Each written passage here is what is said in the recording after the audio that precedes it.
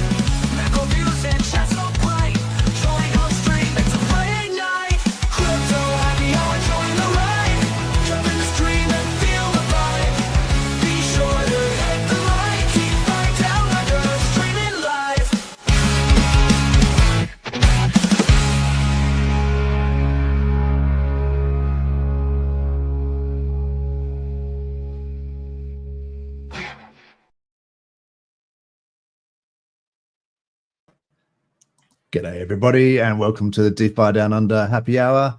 G'day to my old mates True Blue, Fast Abdul and Ross Green. What is up? Hey, how's it going? I reckon I've aged 20 years since I the 2 years ago that I made that intro video. Did you? Who made that intro? I don't know. I have to give credit where credit's due. I pinched that from the Hex Memes Telegram. So yeah, oh no, not that one. I mean just the photos of us in that actual intro. Oh, from the yeah, bro. But no, that was a good Crypto one. Crypto is accelerated aging for sure. Except Definitely. for Fast Abdul, he looks surprisingly refreshed. Yeah, that's it. He's only 27, he reckons. There you go. How you been, Ross? Yeah, really good. Yeah, it's been a lot happening, and I tried to join the stream last week, but I thought your rule at fast food restaurants working, as I said earlier. So yeah, that's it. Back to the grind, man. Yeah, we've got to earn the dirty fiat so we can ape into more crypto when the bag's down. So 100%. Yeah, I mean, there was so during the week, I mean, the last couple of weeks it's been hectic. There was the Liberty Day tariffs introduction that Trump put through, which sort of liberated all the profits from our bags. But then they put it on pause for 90 days and we're back. So indeed, yeah, that bounce is pretty epic as well. Nasty dip, yeah, and then nice little bounce. So, yeah. Oh, the Nasdaq 100, yeah, the stocks. I've never seen an ETF bounce like that. It was like 12% in one day. It was like, oh my god. Yeah, check out this this green dilly far out. Like this was like end of days, and That's then epic. it just went not today. That's a huge move for the S&P 500, considering that's like an aggregate of stocks. Yeah, I actually tuned into the news a little bit just to hear about what they were saying, and everyone's minds are blown by a candle like that. and in crypto, that's just a Tuesday afternoon. You know what I mean? Yeah. So very Right. different. Yeah. Yeah. And look, it was interesting because I actually put a line of support here just on the weekly, and I sort of thought, oh, I wonder if it will go down or sort of wick down to this 47.80, and it nearly did. So people, I reckon, but I mean, it's always a bit hard to know whether it's orchestrated, because this sort of seems like straight out of Trump's playbook of like what he did with Canada. I think we talked about this, and Mexico, where he introduces the tariffs, and then everyone loses their minds, and then concedes and says, oh, all right, well, I'll roll it back, but you have, in exchange for, like, I think Mexico had to put a whole bunch of patrols and stuff on the border, and then so without him actually giving anything away or conceding anything, he's got an outcome just by sort of putting it on the table and then withdrawing it. Yeah. Well, that's a really good point, Dozza. Actually, there was a video on YouTube yesterday. I've forgotten the name of the YouTuber, but it was called "Why the Trump Tariff Chaos Actually Makes Sense." And one of the things he was talking about was it's basically being used as a negotiation lever. It's a leverage for negotiation. Yeah. Yeah. So, I mean, he's a businessman, and this is how you negotiate. You know, there's the Art of the Deal book or whatever that he's done, and it seems to me like this is straight out of that playbook where you come across strong and you sort of play hardball, and then I guess you make concessions, and then so you maybe obfuscate what it is that you're actually after, and then see what happens. But yeah, it's hard because you've got this sort of geopolitical sort of thing going on with China, and they have obviously different cultures when it comes to saving face, and it's sort of gone back and forth, and so the volatility has just been through the roof. Definitely, yeah, it's been full on. And anyone saying much about Richard Hart's SAC wallet or the ETH being down, someone else is crying. I think MicroStrategy's $8 billion down at the moment because their average buy. Their average buy is like 67,000 or something, and they've just been putting so much in. So, people want to hang it on Richard for being down, but there's many others that are as well. Yeah, I should probably have a look at that, the Sailor tracker, because that's something we have to keep an eye on. I mean, in terms of real concern, I suppose his DCA price is 67,000. So yeah, he's still not even underwater. So, but look, it is a lot underwater from these buys up here. But I think Sailor, he will probably usher in the next bear market. I mean, I'm still going with the November, BTC 4-year cycle, and I suspect there'll be something like that that's going to trigger it, and then, or maybe it will be a year from that, where like with FTX, it was like a year from the all-time high, where it was the final capitulation, exactly 1 year to the day. That might be when Sailor gets liquidated. So we'll see. Ross, you were saying something interesting before we started in the green room about I guess experience when it comes to these sorts of dips and volatility, and that was interesting. What your thoughts on that?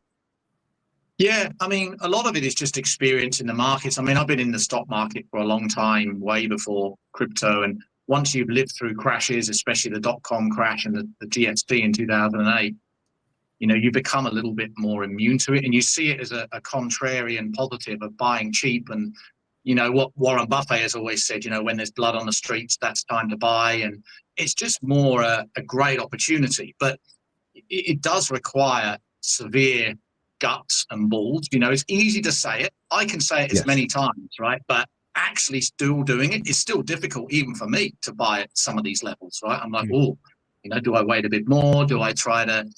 And, it really is just about time in the market. And, people can complain about PulseChain. Oh, it's so far down and nothing's happened in 2 years. Well, I know it's not exactly the same analogy, but if you look at Apple stock or Amazon stock, like Apple in 1988 was at about 50 cents, and they hovered around 50 cents till 2004. Almost, that's like 16 years of. Goodness. Now, I'm not expecting people to wait that long, but what I'm saying is all these projects can take real time to get adoption, and there's always going to be pain points and volatility that disrupts it. And it really is a waiting game. Investing is just a waiting game. That's actually all it is, really. Yeah. And if you believe with PulseChain, for example, if you believe in the ecosystem, right, rather than just purely believing in a price and zero out, which is what a lot of people are, they're just in it purely for the price and zero out. They probably don't even really believe in the ecosystem or support it, really. They're just in it purely for the price and zero out. Now, of course, every investment, you're in it for the price. I get that, right? But if you're not slightly bit interested in the ecosystem and believe in the tech in any remote way, then that's where you're just going to be the weak hand that just gets shaken out. And that's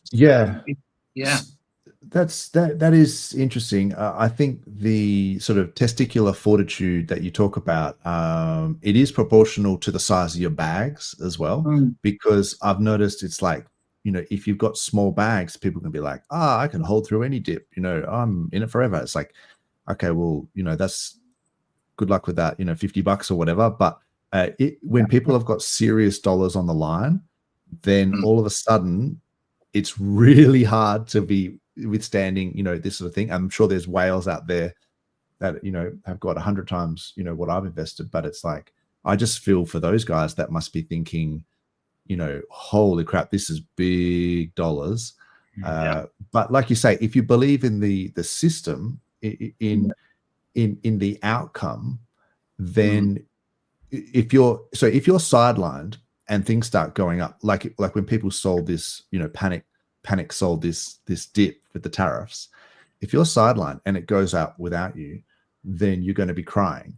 But if you've got some skin in the game, it goes up, you're happy. If it goes down, you're kind of happy too, in a sense, if you think that if you've still got means to DCA in and maybe grind and earn more money over time, then you're just lowering your cost basis, and then you're sort of thinking, well, that until you start hitting like Christmas or December this year, then you might be a little bit more concerned if we're still down at these prices. Yeah, I mean, you're right, Dozza. I mean, that's exactly correct. But that's where the experience comes in, right? It's about assessing the risk and the risk mitigation. And this stuff doesn't happen overnight, right? So, absolutely, it's about how big your bags are, but also it's about doing the research and weighing up the risk, right? I mean, there's no doubt that Hex and PulseChain, it's risky. I mean, getting into it right from the start was huge risk, huge rewards, but also huge possible loss, right? You have to mitigate that risk based on your own finances, right? It's always a personal situation and choice, isn't it, really? Yeah, and so the only way that you're going to drastically change your station in life really is, unfortunately, by taking on risk. And then it's a matter of how much risk you can take on for the reward, and how much you think that you have a information asymmetry with the market, where you sort of have an edge that maybe people will start to price in later. In fact, somebody's actually been really good. That information asymmetry thing I stole from him. Somebody's actually been really good this week, where he's been talking about tariffs and sort of the macro and stuff. So shout out to Somi. I mean, I still don't back to that versus talking about meme coins and PDA and 100%. Yeah, like I don't agree with his stance on PDA. I've made that fairly vocal, and but yeah, good to see him sort of talk about. I like his insights on some of the other stuff. So we can agree to disagree on certain things, and still, value his opinion on other things. So I think that's an important thing for people to realize, is that you can disagree with one thing someone says, but you you shouldn't just disregard everything they say because of that one thing that you don't like. Yeah, Totally. That's for Yeah, sure. and Sumi's a smart It's guy. like Like, he really gets this thing. Yeah. I wonder if the PDI, all the PDI talk was his like outrage marketing part of the cycle. You know what I mean? Like Richard with his outrage marketing, it got Somi a lot of attention. Everyone was, his a lot name of it is said left, right, and center on YouTube, and hits the algorithms and all that stuff as well. So It could be. yeah, He's held a strong. smart guy. Like, he's really smart, and so he could be thinking a number of steps ahead. But like, I don't know him well enough to say. Yeah, I mean, it seemed nuts that he was going, real hard on it, even when everyone was like, "Dude, come on!" Like, the truth is out there as well. So good on him. Yeah. Yeah, look, I mean, everyone's got their bag bias. Obviously, I'm, a fan of Hex on PulseChain and Pulse and things like that. So I'm going to be talking more favorably about those things. And so people have to realize when they're watching people that there's going to be bag bias. Everyone has it. And then also, people are going to talk favorably about things just by the nature of you're not going to come on stream and then start talking bad about things. So people have to factor that in when they're watching someone, that they really have to make their own decisions and not just be blindly following what someone says. And in the case of the PDI thing, I still think that the exploit is enough of a reason for me to stay away. But people like have this misnomer that you need more buyers and sellers. Well, that's not necessarily true. It's just, you need more buy volume than sell volume in dollar terms. So if you've got just one big seller, it really just comes down to how much the sell volume is daily versus the buy pressure. So it can still go up with an exploit if the buy pressure is there, but it seems like a waste of buy pressure if you're always going to be swimming against that tide when if it was put into something else too, though, right? Like the exploit scales, like the price goes up, the guy takes out more, right? And it's not like it would only be 40,000, be 40, then it'd be 80, then it'd be 160, then it'd be 320. Like it would just keep going. I hate to see it. I see it every day. Someone will post and say another day, another sort of exploit, and it's taken off chain. So, but look, I really think that it's not actually going to affect Hex and PulseX that much. There's not that much bonded liquidity. It's not as much as what people think. People have removed a lot of liquidity, like you say, not anymore. I really think it's not as big a deal once we start to get big buy pressure on the RH assets. That sort of tertiary liquidity bonding is not going to, drag us down that much, I don't think. Yeah, agreed. Just want to say hello to the chat. So what is up? HEXican Loss in Asia. Easy Friday. Thanks for the show. Always welcome. McNuggets, what is up? I think there's some Aussies having a bit of a meetup today as well. I know. I'm jealous of shout that. out to those guys. Definitely. I think Crypty Girl might be there as well. So that's awesome. Yeah, they're all chilling out in Melbourne somewhere. So very cool. That's wicked. Scandals. Yeah. We are not scandals. Yeah. No. Well, that's my clickbait they're reading. I shared to Twitter as scandals down under. So gotcha.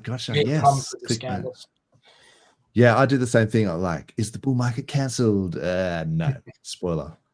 Yeah, so the scandals, which scandal are we talking about in Hexico today? Is this well, yesterday it was I did a post telling people they should or could mute the word PDI on Twitter and then just not hear about it ever again, let it die in its bubble. That created a large scandal. There's a lot of fun on that. And then today we're back to Matty Allen and his good die. You'd really appreciate hearing one of you guys say that, I'm sure. Jeez.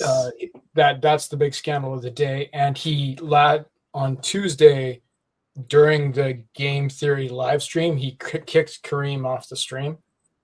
I heard this. I haven't seen it, but I've heard about it. They were disagreeing. And so, yeah, that created additional scandal. And man, I on that scandal, I only just read that post, and that was a long one. I missed out on the stream this week, probably one of the only weeks in a long time. But man, I just read that post. It's like, whoa. Yeah, look, I mean, fair enough.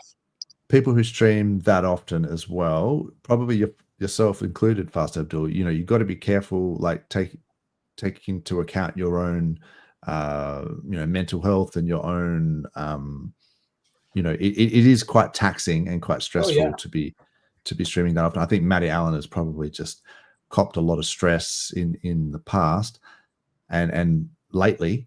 But look, I disagree with the way that, you know, they've gone about this good die or whatever and doing the sacrifice. A lot of people think they should have done that. And I'm a bit confused. Did Matty encourage people to sacrifice for this good die, but then get them to send it to the OA address? Yes. Is that what happened? Yeah. Everything was sent to the PulseX sacrifice address. Right. See, the problem with that is, for me, I'm sure everyone's thinking the same thing, is that creates expectations of the OA, right? To then somehow participate and do something with that's been sacrificed. Who knows? And that's the exact opposite of what you should be doing. Like, you should never have expectations that the OA is going to do something for you. There was some logic to the concept of having a sacrifice, for particularly sacrificing PDI itself, right? Like, because it'd be like, okay, send your PDI and then get this replacement. Like that, the logic there I kind of understand, because the fear of just doing an airdrop to PDI holders was that they'll sell it to buy more PDI, which is probably likely would have been the case. Sure. So the concept that Matty came up with to be like, okay, you can sacrifice your PDI, but don't send it to me, send it to the OA. Therefore, giving the OA more ammunition to dump the price in theory. But like, it didn't really work out that way. And then there was a bunch of kind of weird riders with, you could also sacrifice PulseX or like real stable coins or Matty token. And like, so that kind of complicated it. Look, see, the OA's got better things to do than to, you know, like go through all of these shit coins that get sent to it and then somehow figure out, like, it's done. Like, imagine, do you remember how long it took to get that leaderboard of like sacrifices and how many times they had to redo it because people were sending illiquid shit coins and on different chains, and then they had to figure out how many points, and there was like a bonding curve that went for ages, man. And then to just think, and then like, so the OA, like, as far as I know, never endorsed the sacrifice. So then to just sort of do it and just there's no reasonable expectation there at all. But like the OA, like the coins are already airdropped, but this is where the next level of FUD comes in. So people have received their coins, they were sent out, but they weren't sent to the people that sacrificed. You know, Matty's time pays me thing, right? Where you can like lock up a wallet and you know, set rules where like, okay, it can't come out to this day, save you from yourself, kind of thing, which is an okay concept. But instead of sending to people's wallets, 100% of the sacrifices were sent to a time pays me account connected to that person's wallet. And then they, via the console, not via like a website, they had to log in and fill out like pretty heavy stuff. Like I'm sure you'd be fine, Dozza, but a lot of people were like, didn't know what to do. And so, and it was a 7-day time lock, right? So it actually came out on the market. People could buy it 7 days before the first person could possibly get it in their wallet who had sacrificed, right? And then it seemed like the majority of people weren't capable of actually figuring out how to get it in the first place. Like the console was too much for them to deal with, like the block explorer, right? Bro, I've already lost interest. Like it's it's too much. It's That's a lot. There's too many things. Like I'm just glad I'm mainly in RH tickers only. I just that's enough for me. I just want to stick to those. But you can see how this generated titanic amounts of FUD, right? Which almost seems like it's part of Matty's plan by how he's dealing with it. Like he's just, you know, he's taken that FUD right up front. Absorbing every bit of it. It's a little bit trickles off onto other people who are on the screen with him, unfortunately. But he's just reposting it, right? Like it's crazy. Yeah, look, I mean, I've I've said just before, I don't have to agree with everything everyone does and still get along with the person. But yeah, I don't agree with that, the way that this has been handled or whatever. So I'm just going to stay away from it. It just seems like something that, and there's no point me talking negatively about things. We can just sort of move on. But yeah, anyway, I guess there you go. Scandals. Like, if just because like you have me on the screen now, that doesn't mean you endorse everything I will ever do in the future, right? Yeah, exactly. Like, it's just 100%. You can share a stream with someone, and then you can disagree. I mean, yeah, 100%. You can have people on and debate and agree to disagree. I think that's part of the discourse. Yep. But I think Jexa has it right in the chat. He says, I think the concept is to steal a mind share, right? And it has done that, right? I don't know what the sacrifice is, but as far as the cost to the chain, there's no cost, right? Like, it all went to the sack address. Like, it's magic money that's gone. And did it steal a mind share? Like, yeah, for sure did. I suppose so. There's no such thing as bad publicity, I'm told. So unless it depends on what your job is. Yeah, look, I don't want to talk too negatively. I mean, you can ask RH whether that kind of outrage marketing is always good publicity or not. Maybe it'll pay dividends later in the future. So who knows? We'll see. So I just want to say hello to the chat as well here. Pump and dump. Yes, indeed. Welcome to crypto. Ash, happy Friday. What is up, Ash? Old school. Dingo Wolf. Peter, I get to stay pegged. He cannot peg me. Well, it has I don't see how it has any mechanism to peg. I don't see that happening. Looks bad that billionaires made money on all this volatility. People make money on volatility, and billionaires have a greater capacity to do so if they've got stable. That's the thing, is that people go all in, and then when you get these dips and crashes, they go, I've got no dry powder. So then, yeah, it does help the wealthy, because then they've always got money available that they can buy the lows. And particularly if you were friends with Trump or if you saw that tweet where he said now's a good time to buy before he put the 90-day breaks on the tariffs, except for China, which was interesting because I've been sort of thinking about this during the week, and I watched this stream with Arthur Hayes, who's that creator of BitMEX, and which is one of the first perpetuals exchanges. And I think Arthur Hayes was actually pardoned by Trump as well for his role, because they didn't do some AML thing. So he got prosecuted, but then he got a pardon from Trump. Now, he had some really good insights. I've got some clips as well that I want to share with you guys. But it was sort of interesting to think about this concept of China having, this in terms of supply and demand, and just thinking, okay, well, if the US is one of the China's, biggest consumers, if they stop consuming, then where is the demand going to come from? Like, so we know with crypto, you can make a coin more scarce, and then you can reduce the supply, but without the demand, it doesn't matter how scarce something is. And conversely, it's like if you have a heap of supply, or if you need supply of something, then that affects the price. But really, it's always the demand in this case, like for things that come from China, right? Like the infrastructure just doesn't exist other places for like so many things that you pretty much have to get it from China. Well, I notice a lot of textiles and things are made in Bangladesh and Vietnam and places like that. So I don't know. But like, I mean, I know there's certain things, Chinese, maybe cars or plastic like molded stuff, all kinds of like, things. It'll be like a widget that's part of something that you want, right? Like, like that. Yeah. And that China's the only one who can do it at scale, right? And that's the key thing. Like, yeah, anybody can make like, I have a 3D printer. I want to make a weird little tool thing, Yes. right? But like, if you want to make 10 million of them, right? Like, and you want the cost to be low, and you need them out of this specific alloy or whatever you want, like China just wins on a lot of stuff. So like, yeah.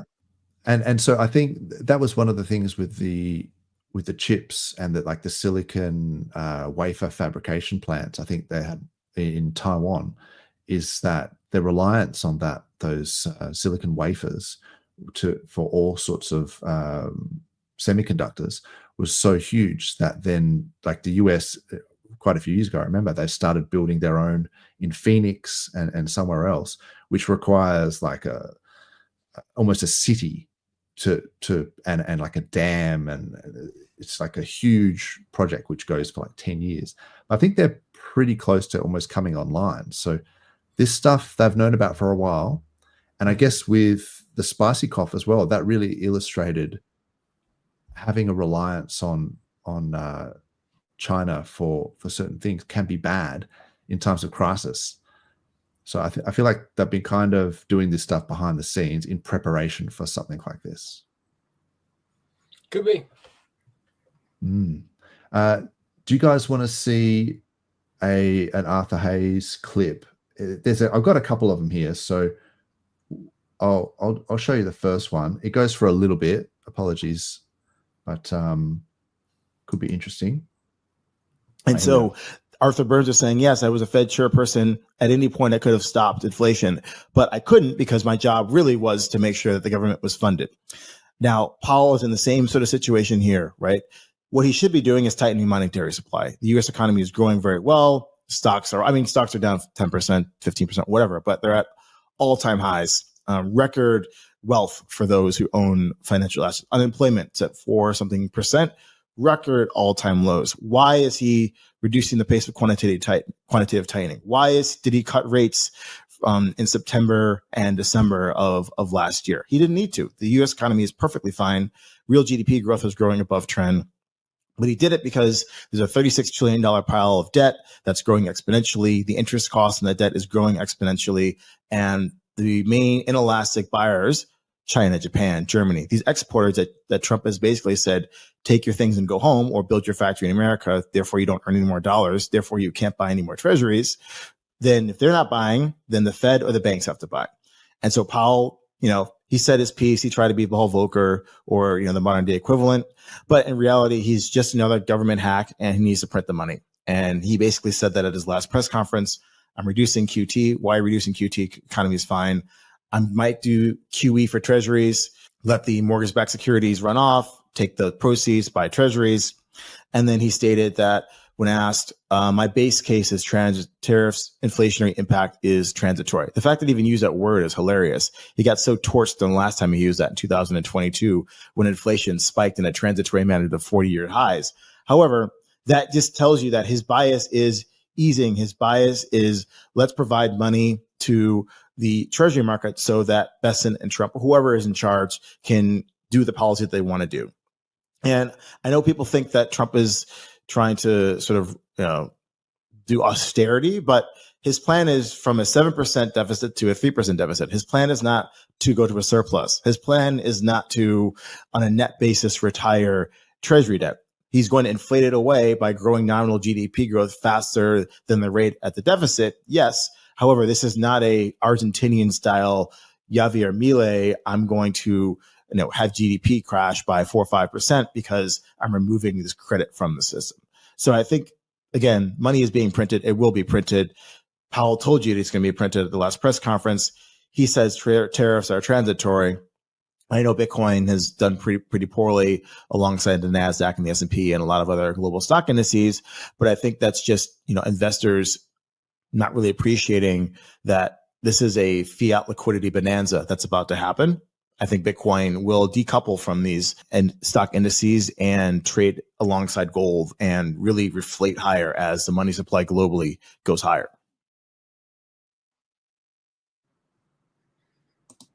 Yeah, wow. So he's sort of talking about the fact that the US debt, like the $37 trillion, there's only so many things you can do about this, and really by printing money, I guess adjusting the money supply, you need to inflate away the debt in a sense, and that's really the only option that's on the cards. So I still think that it's just a matter of time. It's almost like there's this Mexican standoff with Trump and Jerome Powell, where Trump really wants Powell to cut rates. They're not forecast to cut until June, and so by introducing these tariffs, you kind of get like a twofold effect. One, you kind of force the Fed to consider an emergency cut, and then start to print and all that sort of stuff. And then the other one is that you actually get the benefit of the tariffs. If they're introduced for a reason, was because there's all these hidden costs which are being passed on to the US, then by doing this, you increase manufacturing and jobs in the US, maybe in the long term, but you also get some benefits. But you can also use it as like a negotiation tactic as well. So I kind of see it as like a relatively shrewd, business style approach, which has like multiple, possible benefits from it. And yet the media just are talking about as if it's just, Trump is a buffoon and he's made a mistake. It's like, I don't know. It seems like there's actually might be some clever things behind the scenes here. Absolutely. He's what like, do you guys think about that? He's a businessman, isn't he? Like, that's what he's there to do. And he's in the market. It's not like he's made, enough and he's happy and whatever. He's the type of guy that wants to keep going. So why wouldn't he be there trying to eventually pump his bags and everyone else's, so to speak? He wants to pump the economy, but that's for everyone. But he's part of that. So he's create a legacy. Legacy in the process. Sorry to interrupt, but and also to create a legacy in the process. Absolutely.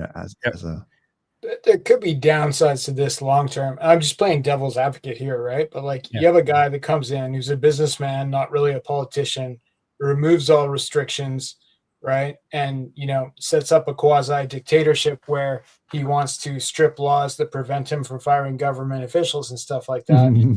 Like what could go wrong, right? Like, it's like, if you were to look back at historical dictators, like they might have started out something like this, right? The popular guy, popular opinion, right? The difference between fascism and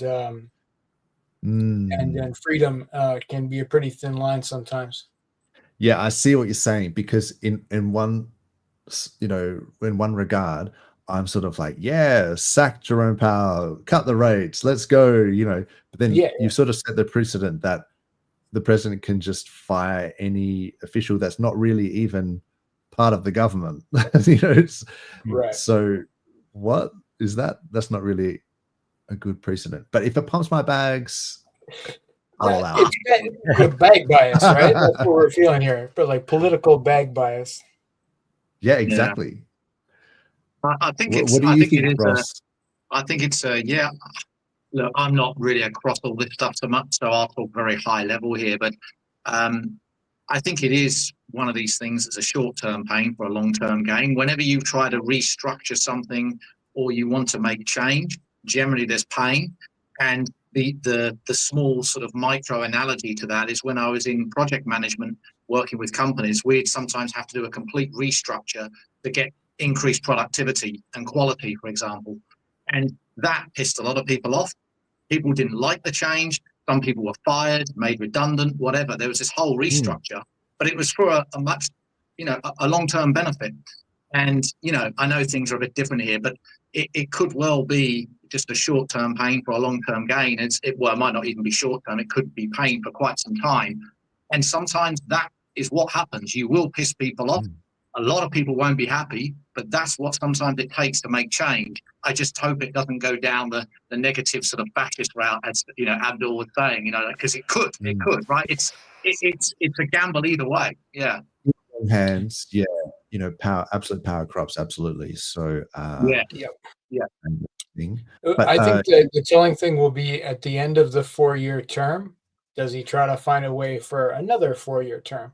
Because they can only have 2 in the States, right? Like, I and know, I've heard it. about that. A third term. I was like, no, that's probably gone too far. Yeah. You So know, there's we'll see. reasons why that's in place. Totally. And I think that's a logical thing. And there was, I can't remember, there's one exception because of a wartime thing or something that, you know, Ford or someone stayed in a 3rd term. But like, it's, you know, if he tries to pull that line, I would start to question that publicly. Yeah. Yeah. And so this is the article. I think you sent me this. So thanks for that. So Chief Justice lets Trump fire 2 officials. Fed chair Powell's job at risk. So yeah, it's just only, you know, recent where we've started to hear this.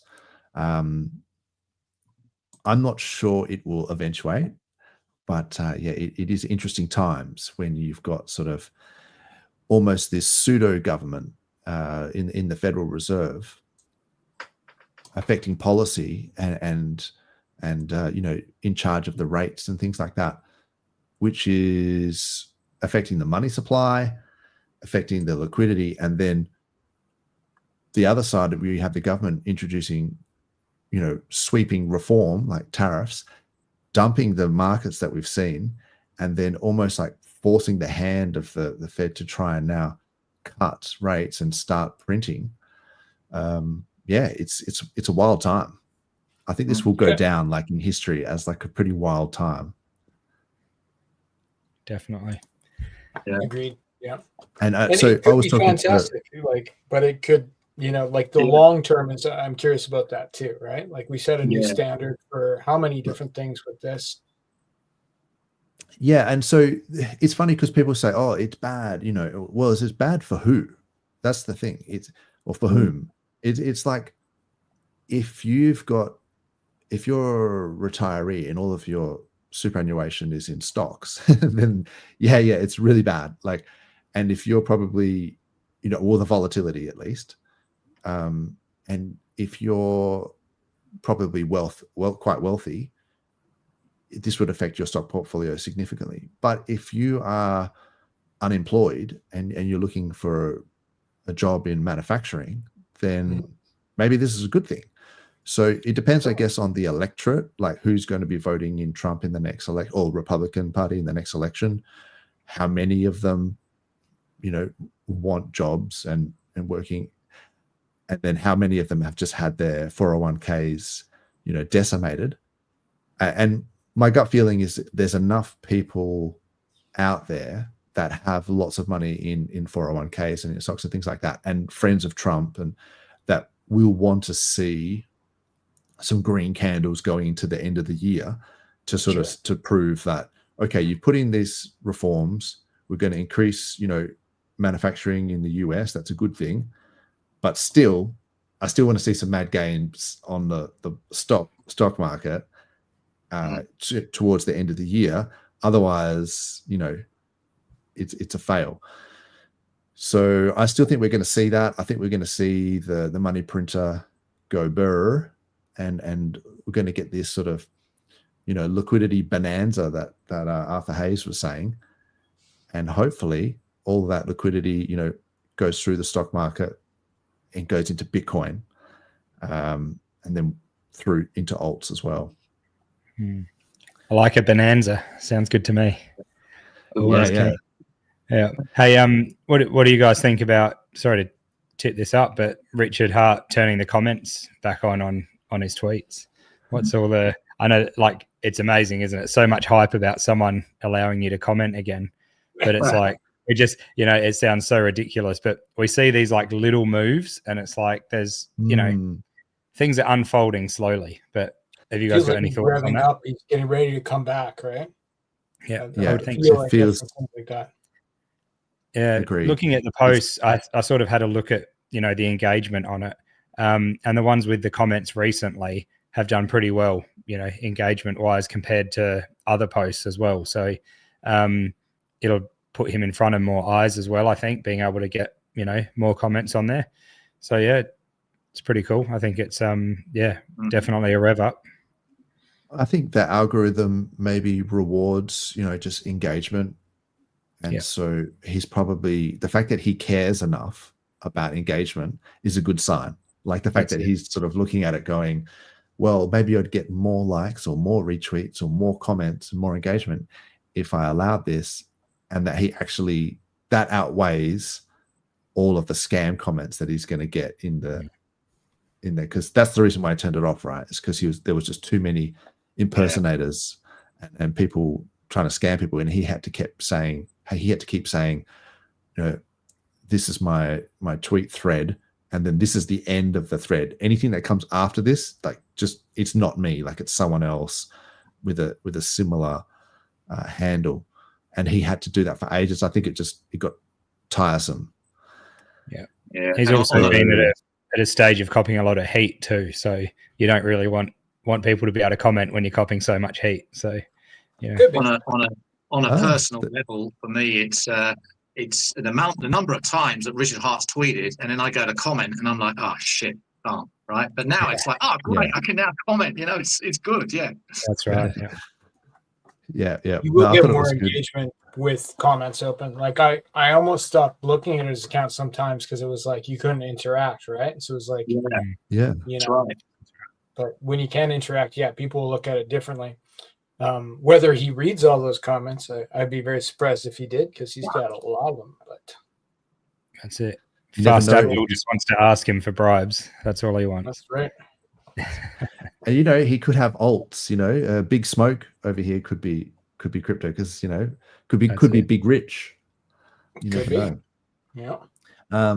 So that's all good. Oh, it's hard to read this, but that's all good. Things take time. My issue is the OA wallet being down 400 million. A small portion of that would boom PulseChain. Yeah. So with the liquidity being so low, I think people are underestimating just, how little it would take to push some of these assets quite high. Particularly Hex and Hex on PulseChain and PLS. Liquidity is out of control. Yeah, in the past couple of months, with all this PDI stuff coming out and being seen, what you wouldn't want to be pumping it then anyway, because it's just giving more value to the extractor or to whatever's happening there as well. So there could be a reason why it hasn't been pumped. Yeah, I don't know. I just sort of think, like, when it comes to that extractor, that if you see Hex start pumping, people will jump ship. They will jump ship so hard. Like, they will just literally, that's true, start FOMO buying into green candles of whatever it is that is pumping. Like, it's I'd be surprised if those guys are like, going to go down with the ship sort of thing. I think people will come around, and really it's like, money talks and bullshit walks. Like, you have to, it's all great to have decentralization and everything like that, and I know Fast Abdul's in it for the tech, but you need to be you need to see some green dillies, otherwise people aren't going to participate. That's right. But then do you just wait until the end of the cycle when all the liquidity is there, stocks are pumping, BTC's pumping, ETH is pumping, and it's just a lot easier to go with the stream, like with the tide, than to swim against it. It kind of makes sense. Like, if you think about like tens of millions of dollars, if he deployed that right now, it would get sold down very quickly, right? But if he deployed it in such a way that people were coming in to get in on those green candles, to get in on those pumps, and they were front running him, right? But then not selling after he pumped it, right? Because they're happy with their bag, right? Like that would be the result you'd want. So somebody's like, oh, Richard's going to pump the chain, let's get in there. He pumps the chain and they don't sell, again, it keeps going up because more people keep coming. Like, you need that euphoria stage to really get max benefit out of the potential pump. Yeah. And I know Tornado Cash has been taken off that sanctions list, hasn't it? Is that Yep. right? Yeah, I heard So that. I wonder if, you might see those OA funds disappear at some point, and then you might get a natural pump from just random wallets. Indeed. Because the problem is that when with everybody eyeballing those OA wallets, then they can sort of sell down the pumps. But then when you start to see organic pumps, it's a bit different. But then but then that might also cause a bit of fear if those OA banks If the SAC funds disappeared. I'd like to see the opposite happen. I'd like to see the SAC funds move to PulseChain. Just bridge in ETH, right? Or USDC or DAI or whatever he wants. But right now it's an ETH, right? Yeah. So you could bridge in the ETH, have it sit on the PulseChain, and that, and it could just sit there and people could see it. And like the TVL of the chain would go through the roof. Like there's no way like ETH bags that big on PulseChain wouldn't be noticed by the outside market, right? Like, well, maybe, like, that might still happen. So my conspiracy hat theory on that one was that maybe he was using that as collateral on Ethereum. Like there was, I originally thought that he was going to do some sort of staked ETH, yield or remember there was that Sparkland or whatever it is, and you could actually borrow against your ETH. Yeah, that's what I thought was going to borrow against ETH, like Aave, Liquidity. Like there's probably a dozen different things that will lend against ETH. So obviously that hasn't happened because otherwise you would see, the staked ETH ticket, in the wallet. But I wonder, there might be some other. I wonder if there's other ways you can use that as collateral. That aren't. Well, you wouldn't even necessarily have to use it as collateral, right? To make money off it, like he could bridge in, like $500 million worth of ETH, pair it against USDC, or whatever, other stable coins, and just the fees that it would generate would be tremendous, right? And even if he just took those fees and used it to pump the chain, like you could have a system that went on forever. Yeah, that's what I thought was going to happen, and I thought that's the reason why it was still on ETH for whatever reason, because of those big protocols like Aave that you mentioned and things like that. But yeah, it hasn't played out exactly what I thought. This is funny because I neglected the chat, and then Jexer said he's not sure about that, but I don't know what he's not sure about. So, Jexer, you're welcome to come on and tell me what you disagree with. I'm sure there's lots of things. I probably just didn't explain it well. Yeah, I think it was back to the Matty Allen good die. Right. Well, there was P died, and then there was the good die. Like the good die is the current one, Yeah, but what was the P died about? Was that just a meme coin? That was just pumped out tires, celebrating the death of the guy. Hey guys, I've got to jump off now. I've got to jump off. I don't have daughter commitment today, but I do have beer commitments. So I've got to be serious stuff. I mean, some could say they're on the same level. Parents shouldn't say that, but that's right. I'm a very committed man, So yeah. No. Look, it's important. It's important stuff. You gotta. All right, guys. I'll see you in a couple of weeks' time. All right. Catch you later, awesome. Ross. Have fun, mate. I hope you have a good night. Cheers, guys. Bye. Cheers, Ross. See you, mate. Good night. On the comment of the the SAC wallet and the ETH on there, what about the ETH versus Pulse ratio as well? Have you looked at that recently? Can you bring that up? Because at this stage, I know in dollar values it's different, but wouldn't it buy more Pulse anyway if it was to just go straight into Pulse? Then when it had first bought. That is a good point. I think you bought it 3,700, right? Yeah. Let me put calculator. I mean, just recently ETH has taken a big hit, so it might have even see a little reversal on the daily, but we're actually seeing some green today, so that's good. 2%, 3% here, and there was obviously a big pump yesterday when ETH recovered. So you're talking about wrapped Wrapped ETH ETH, Pulse. Yeah. And so you're saying when the we need to find when the this date when the that it bought. so when the OA changed it from DAI to, let me just hide this ad, changed it from DAI to ETH. You're saying that like if it used that to pump Pulse, say for example, let's invert this. So we've got Pulse versus wrapped ETH. So, maybe it depends on how you look at it. So you could have got. Do you know the date of when it was swapped over to, like when? I think it was March 5th ish, 5th or 8th. Okay. Was this 24? Yeah. Yeah. Okay. Yeah, so let's just say it is the 5th, right? Then it looks like you could get roughly 23.4 million Pulse per ETH.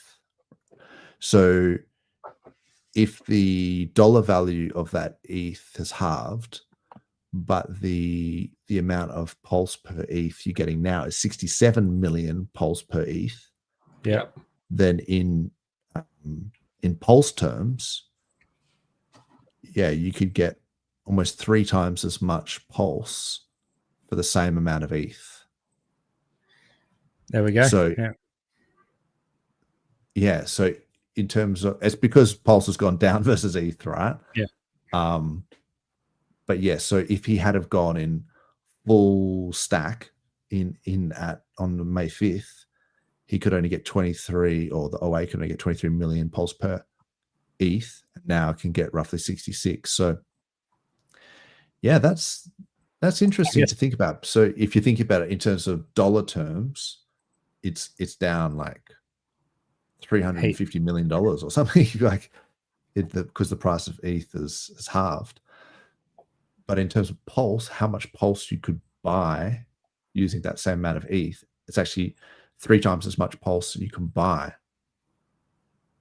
So that would send the chart, right? Like that would send it at least against ETH. Yeah, that's the only side of it. How quickly would it flip or get out of a good ratio? How many ETH would it take just to get it back to that buy zone? It would actually get a lot of slippage. It would, obviously you couldn't do that in one hit. There's only $1.3 million worth of liquidity. Like slippage is this price going up, right? So please do.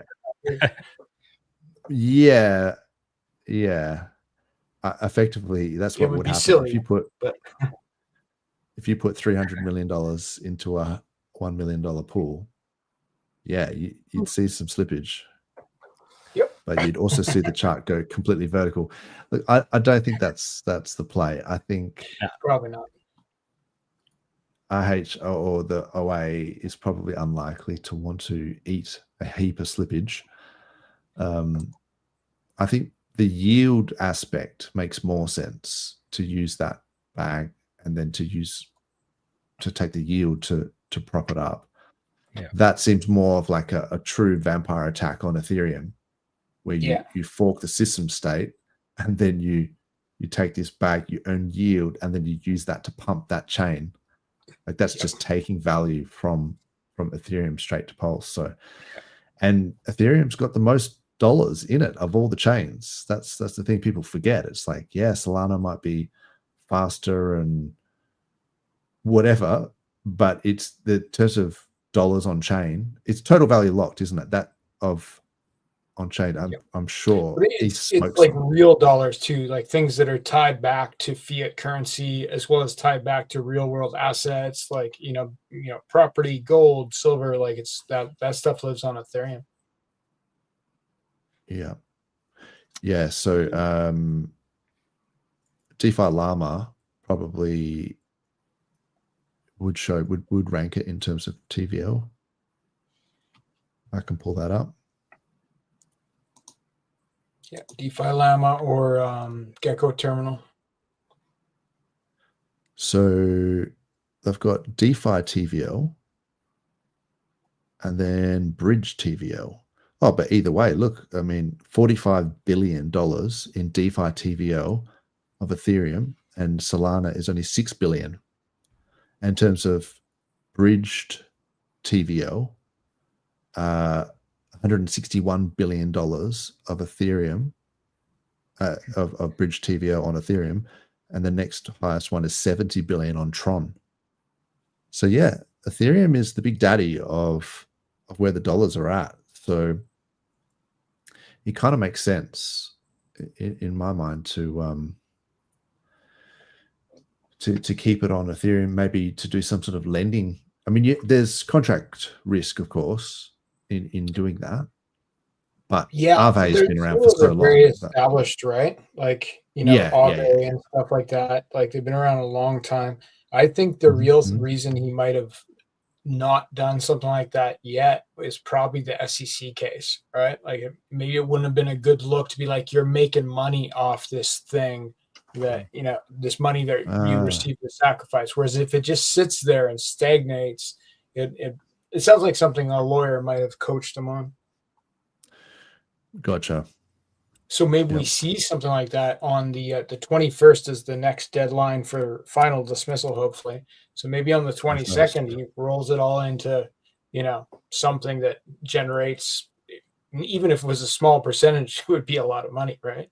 Oh, yeah. Exactly. It could be like, oh, 200 grand a day pumps PulseChain forever, right? Like, that would add up, right? Like, oh, and there's other mechanisms in place like the buy and burn on PulseX and stuff like that. So even though if it bought PulseX, then even the buy and burn on those swaps would also it could buy dick with butt as long as it was on the PulseX exchange. It would still burn PulseX, right? Yeah. Please do buy that. Yep.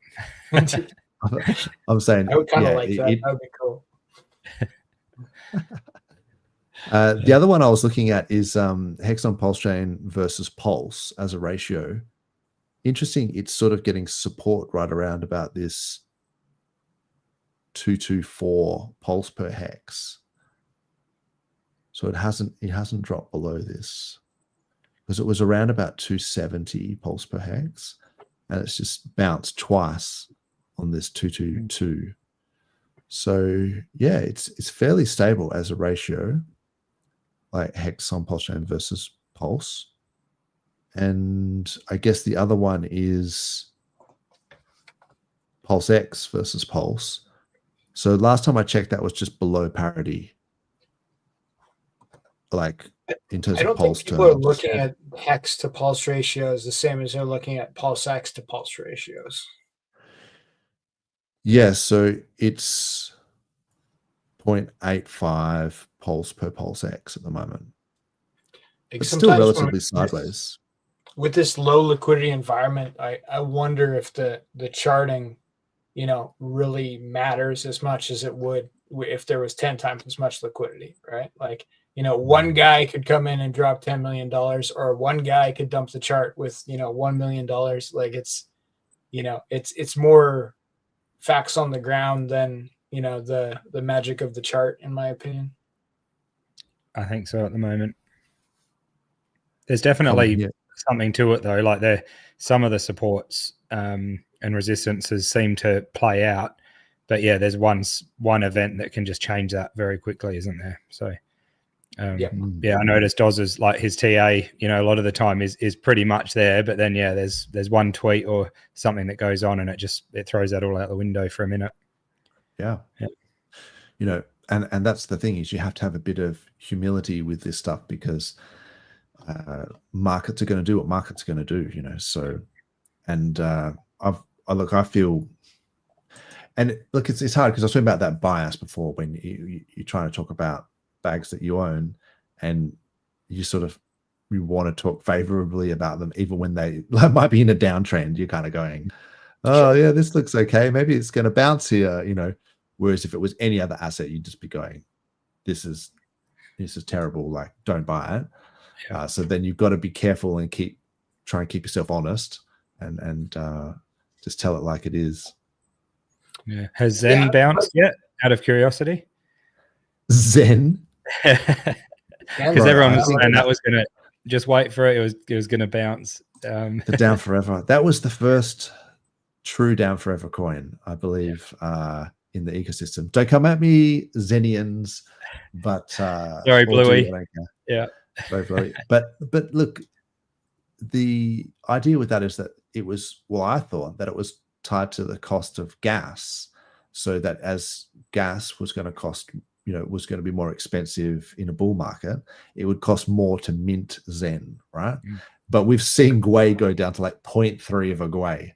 So it's like it's done the opposite. The gas has gotten cheaper. Maybe that's because of the proto-dank sharding. Maybe that's because of the blobs and all this stuff, and the L2s taking a lot of the value off Ethereum, or maybe the volume, I should say, and reducing then the cost to do a transaction. But yeah, I mean, that was always the problem with Zen to me. It's just like it seemed directly proportional to the gas required to mint it. That's it. Yep. And the fact that you could just create bots that minted like a quadrillion of them per second. So then, like on every chain. So then, if you were competing at that with just like buying on chain, that's always a concern to me when people say, oh, you wouldn't buy it on chain, like you just mint it, or you even with that Alti thing, and it was like you just go through the DApp and you do something, and you're kind of going, but if no one's buying it, how's the price going to go up, bro? Like what? Very true. It's like, oh no, you don't have to buy it. Why would you buy it? You just mine it and you mint it. It's way cheaper if you just mine it. You don't actually buy it. I was like, well, then if no one's buying it, bro, like think about that for 2 seconds. Yeah, exactly. Anyway, very interesting. Something about that. Maybe it's just me, but today, what is up? Oh, this is such a wholesome profile picture. Now that we know that it was today's, I think it was his son that drew that. Oh, righto. Yeah. Can't that bloke get his own channel so you compare him? Oh, that's not very wholesome. Oh, no. Which one of us four are you talking about? Must be Fast Abdul. Yeah, that's right. Is everywhere. Do you have your own channel, Fast Abdul? I do, but I didn't really like doing that. Like I can come here and talk with you guys, and you're the one pressing all the buttons, and true. Like there's a built-in audience here, and then I import an audience to come see your show too by sharing it. Right? I think it's a better overall effect. Right? Definitely. Look, we've got 297 live viewers, believe it or not, and I believe no small part of that is thanks to you. So that's right. I really appreciate that. Yeah, amazing. Someone else just views. It's not actually like it won't actually be 297, right? Oh yeah. I think we all know that it's Twitter bots. Yeah, but it's probably better. So yeah, maybe I should just say that. It's way more work on your own channel. I know that for sure. Yeah, I mean, it's a little bit more work, clicking a few buttons and things, but I suppose it's easy just to roll up on other people's channels. But we appreciate having you here. So it's thanks, man. It's a what is it? Quid pro quo. We're getting something out of it, and you're getting something out. And it's also good to hear your opinion on a lot of things, because I feel like you've got a very sane, kind of rational approach. I'm not sure if it's because you're Canadian or whatever, but it sort of seems to work quite well with the Aussies, where we're just sort of maybe not all the Australians. Some of us are a bit wacky, but you guys are pretty chill compared to most streamers. Like most streamers are kind of crazy people, and you guys kind of just seem like guys who stream, not stream. Yeah, true. That's good. Yeah, we've actually got jobs. We just stream sometimes. And although, how is this? Speaking we may have. Yeah, how's it going? What is up? A little bit late to the party. Sorry, man. Oh, good, man. We're just talking to smack about streamers, and then we're like, and here is a proper streamer. Yeah, sometimes. I would say I'm part-time right now, given the market conditions. Yeah, no, it's hard work when everyone's bags are wrecked. But thanks for coming on, Money Gang. Yeah, how's it going? How are you? Oh, pretty good, pretty good. We just got a question here. Any thoughts of the new teddy bear? So Yeah. my gut feeling with this stuff is like, I mean, it's a hard one because there's the plain take for me, and maybe you guys can correct me because I haven't been sort of paying that much attention, was it seemed like, I don't want to use bad words, but okay, Maria, the glitter guy, didn't he go on a live stream and then like just live stream him dumping a whole bunch of Atropa like not so long ago, like a week or so ago? For like 5 hours, yeah. For like 5 hours. Atropa, P-Dye, like probably Teddy Bear, all kinds of stuff. He was like live streaming, dumping it. It seemed like a rage quit to me, and an unstable rage quit in that where the chat he was talking about someone had stolen some rifles and it was incoherent. And I thought, oh, this is the end of Atropa, and anything affiliated with that dev, Maria. But then like a week later and people are kind of going, oh, there's a new teddy bear, and I guess that makes sense because then they're saying we're going to just create a new meme coin and sort of almost fork out that dev, like a community takeover. But then I'm always skeptical who has sniped it, with these new things, who's the insiders who sniped the shit out of it and has a massive bag that's going to. We know B-Roots is talking about it a lot, so I suspect exactly. he may have a little bit. It's possible.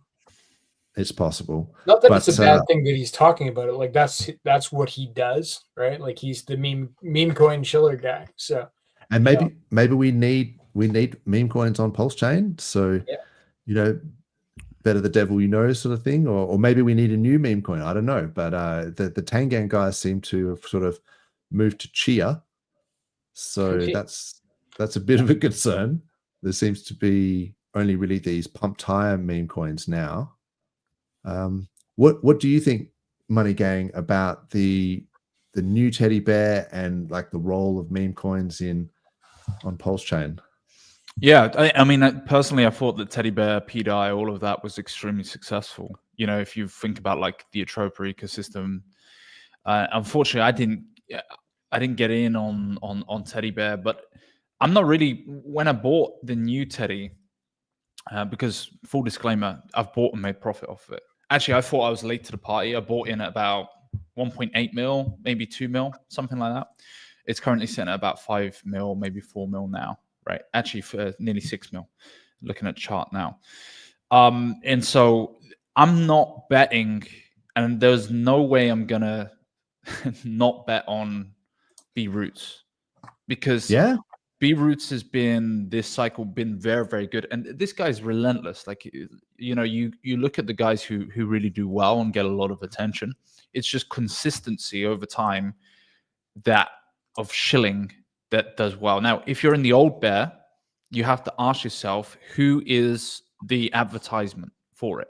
Who is the salesman? Who's the guy who's going to pitch? And from what I look at, there's no one like that.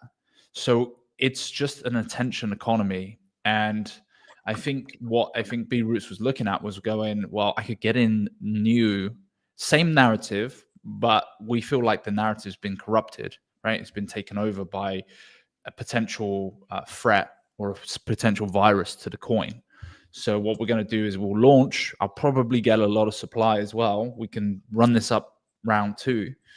And I look at it and I go, well, okay, well, where did Teddy Bear, the original, go to, right? So it went up to, its all-time high was 125 mil. It was kind of consistently around 40 mil. I look at it and go, okay, where could this particular token go? Speaking of Teddy here. And I think that... Is this, have I got the right contract address here? This is the 7974? Yes, that's the one, yeah. Should be, if you go on market cap, should be around about 5.86 mil. Yep, 5.8 I've got here. So this looks like it. I mean, that's not a bad chart. It's not terrible. It's not again, it was launched on tires. And yes, there's going to be guys who have got larger amounts of supply, but you can go over the token holders and kind of have a look and see the distribution. I think what's going to happen, and you know, some people will say this is true or not, is that you're going to get a lot of the money that comes from Bear into Teddy just migrates and people do it at certain stages, you know, when they see price appreciation. For example, I could see this pretty comfortably because I have a bag, or I call it a moon bag or whatever, where I'd probably take profit at like 10 mil. Now that I'm saying it on stream, I'll probably take profit at 8. But I was going to say 9. Yeah, yeah, exactly. Like 8.99999. Yeah. But at the same time, you look at what the original did. The original went up to 125 mil. I'm not saying it can get up to that, but if you look at kind of consistently, it kind of topped. If I bring the original chart up, around about 40 mil, 43 mil, and I'm like, well, if it's just a kind of gamble or whatever, I'm not putting in 90% of my savings. You know, I'm putting in a ticket there, then it's pretty good. Again, though, I would be looking at the pullbacks, right? Because when you see those nice pullbacks, there was a nice one recently where it got up to 6, dropped down to 4.3. And by the way, guys, if you're guys who are more looking at price, I would highly recommend with meme coin tickers always look at market cap, just based off the fact that all the memers look at market cap rather than price. I was going to point that out. You seem to be talking mainly in market cap, which is fine. I mean, it's like I can just toggle between them here. So, but yeah, it did look like, I guess, around 5.2 million market cap. Mm-hmm. There was some resistance. It got rejected off it. Yeah, and then now maybe it might be using that as support. So that was at 5.2 million, but it went down as low as, like you say, 3.2 million. Yeah.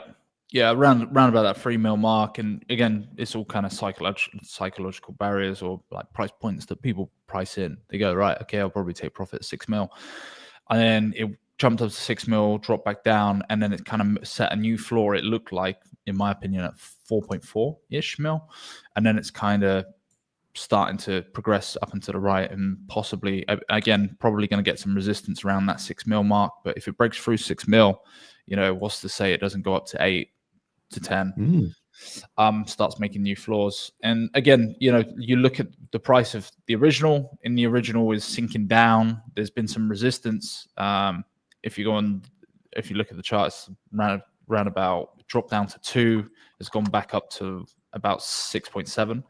Bear in mind, this was before all of this, it was around 25 mil market cap. So it's a case where I think people are going to migrate. They're going to go, right, okay, Bear has been somewhat compromised and the biggest shillers have moved on, whether you like it or not. It's you go where the guys who can get attention go to. You go to where the and I don't think the narrative's that bad. It's been, I guess, in B Roots' mind, he's gone, well, I can take control, run this up again. I still have the capacity to advertise this, but on top of that, I go to an audience outside of just kind of the echo chamber of PulseChain, and people will know that I talk about Teddy Bear, right? Mm-hmm. Is it easier just to go, okay, the ticker's Teddy now? Like we've CTO'd and we've gone to, it's the same ticker, but it's just slightly different. So instead of it being Bear, it's Teddy. We've CTO'd it, all of that. I always thought that was a little bit weird that it was Teddy Bear, but like the ticker was actually Bear. Yeah. In terms of a ticker for a coin, especially in a bull market, I'm not sure Bear was the best ticker. Teddy actually as a ticker is better. I actually like the logo. The Def guy's a weirdo. He probably chose it for his own weird reason. I reckon it's the better of the migrations that have happened recently. That's for sure. Okay. All right. Well, I'll have another look at it. And the other thing that made me so this is the Bear chart. So as we said, or as Money Game just said, like there may have been a bad actor in this one, like, and it was highly bonded, I guess, to the Atropa system. Mm-hmm. And so the Atropa has gone down heaps and being sold off by the dev, and then hence that teddy bear has also gone down. But the new one we're looking at is this one here. And so this 7974 is the ending sort of the contract address. If you look at the token holdings as a percentage, we're talking like less than 5% for the top 4 holders. Like, I mean, less than 5% all the way, but it doesn't look like there's just one wallet with 60% of the supply. And in terms of a pumped up tires, like normally these things get sniped hard and then sold down. So there's some market makers here, I'm sure, right? Like somebody has pumped this chart, which isn't necessarily bad. That's what it looks like to me as well. It looks like someone has just gone out of their way to pump the living hell out of it, which is great. I mean, it means they care about how the chart looks, right? Yeah. One of the biggest issues you had with the old bear, not to just FUD, but because it was so bonded in liquidity with like a troper, and a troper, Maria can mint treasury bill, and then that treasury bill can be used. So it's like, okay, there's the compromise, and I think the migration is like, well, we can't trust this person anymore. Some people still do. I don't know why. I like Maria, but Maria's kind of lost the plot a little bit.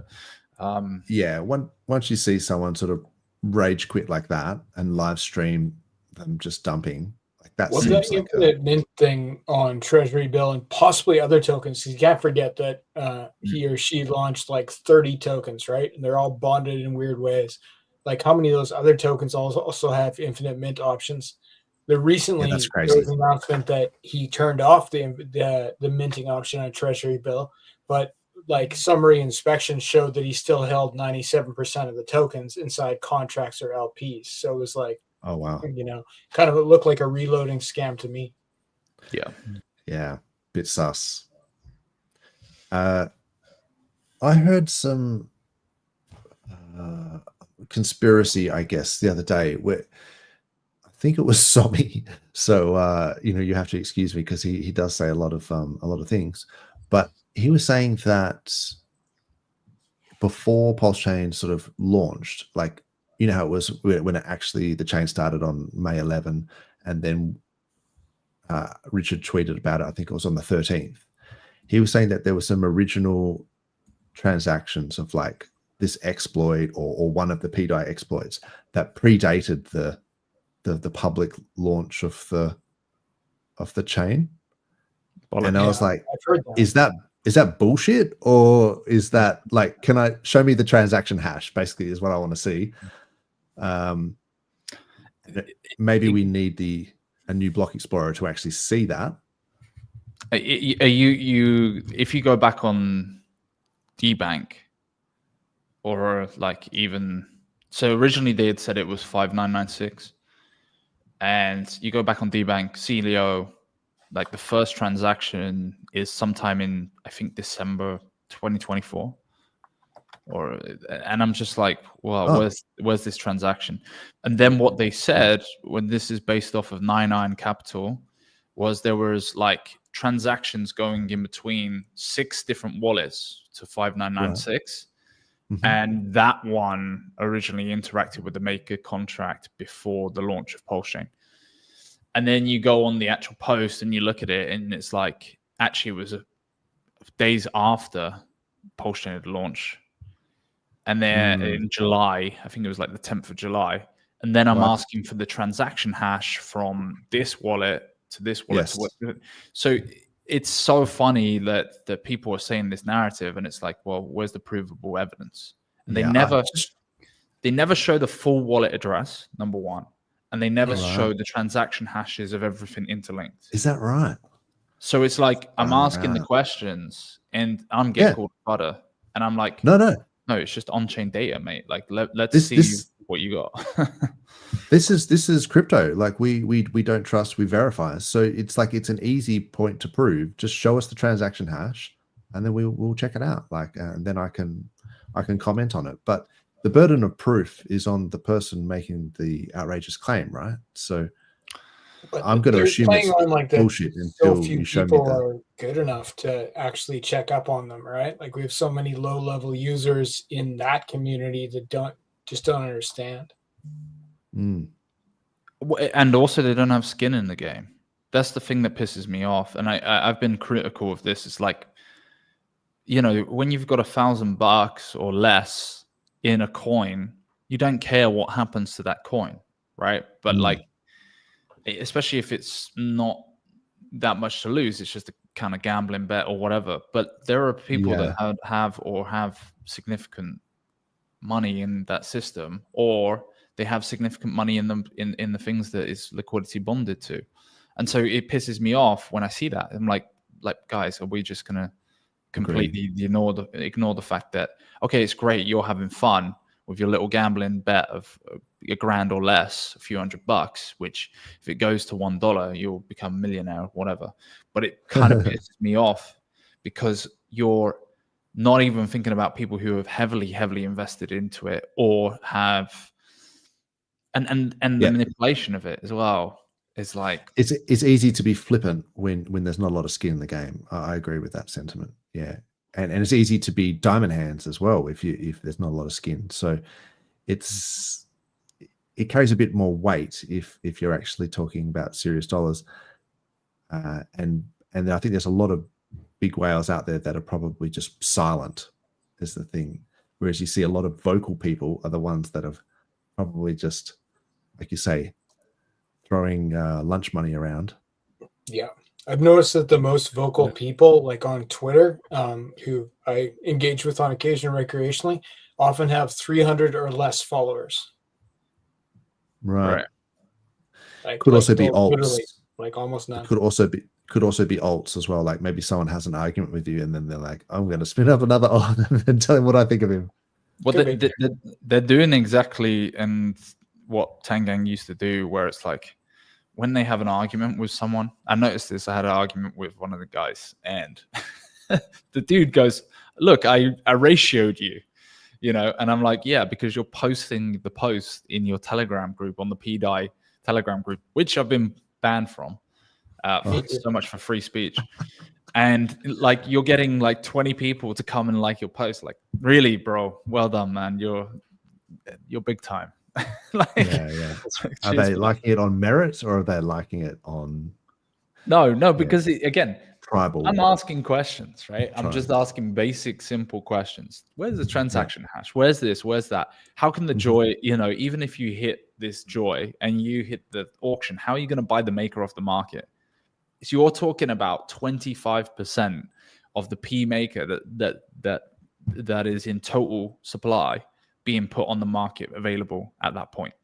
And then I'm like, you know, you're listening to a couple of random guys who don't show their face, who are associated with PLUSD, right?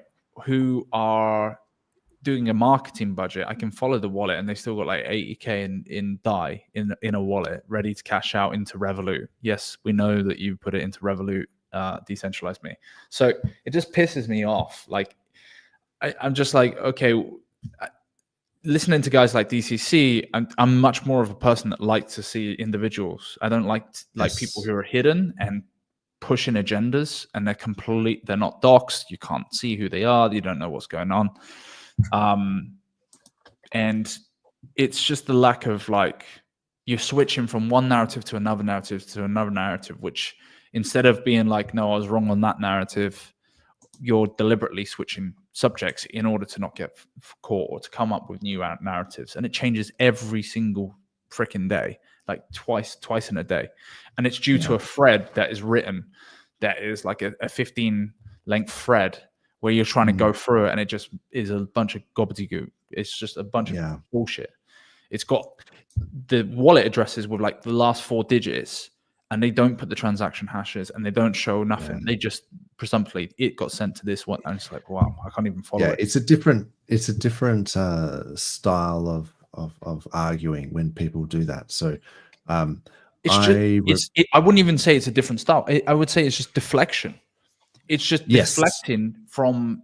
It's like if you're in a toxic relationship, and do you know what happens? She ends up bringing up like 6 different points from the passed, and she's like changing subjects constantly, and you're trying to address the first issue, then the second issue comes up, and it's like, how am I even meant to keep up with this? It's like there's no winning, there's no logic in it.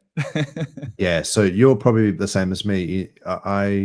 I distinctly remember a Carl Sagan interview where he had an argument with a guy, and he was talking about natural selection, and the guy brought up this thing about natural selection, and Carl Sagan was talking about artificial selection and saying, well, there's so many breeds of dogs out there because they've bred all these different dogs, and look at look at the variance in sausage dog schnauzers and Lassie and whatever, some Rhodesian Ridgeback, and they've all been artificially selected. And the guy started changing topics halfway through and sort of go, yeah, but about something else. And he went, now, hang on, you've asked this question, and then now I'm answering it, and I'm going to take it through to its logical conclusion. And I always remember that as like, yeah, this is how you have a debate. Someone makes a point, and then the other person gets to rebut it. You can't halfway through, if it looks like you're losing your point, you switch your points to something else. It's like, let the man finish. So yeah, we do see a lot of that. There's not a lot of logical sort of consistency with these arguments. Yeah, and it can be frustrating. I've seen Abdul, you've been on stream quite a few times, right? Like in I think of I've forgotten his name now. Someone's stream. Saint Wolf? Yeah, Wolves, yeah. And stuff like that. Like, how do you go about it? You've got Somi obviously pushing it quite heavily because he's fairly heavily invested. How do you deal with that? Debating Somi? Yeah. It's pretty hard. That one was particularly hard because there was Somi was on there, and there was some dev guy, I can't remember his name, but he was definitely on Team PDI as well. But it was just like you can set a logic trap, right? And Somi understands it, but like eventually you get to a point where he doesn't have an answer, but then he just shouts PDI to $1 and carries on, right? Like it's not about logic, right? He literally, there's nothing you can say to win the argument with Somi. Like he'll just keep going and going and going. Like he understands the scenario, he understands the debate. He probably understands way more of the code than people think he does. It's just he's just going to keep pushing it, right? So it's it's to the point where it's redundant to debate Somi anymore. There's absolutely zero benefit. There's zero benefit to him either, right? So. And that's, we've had that discussion. This is not beneficial anymore. I've done it like for 3 hours on St. Wolf, and then like a couple days later, I did it for 3 hours with Maddie. It was almost the same both times, except for the Maddie one where Richard was actually corresponding in live tweets. Like that actually kind of helped a lot, actually, because Richard was shooting down Somi's arguments as he made them with tweets. So that was kind of cool. That's good. But yeah, not really looking to do that again. I'm happy to go on with some, but I don't want to talk about that. I saw the comment. It's not true though. Like I got booted out of the chat straight away when I started asking a few questions.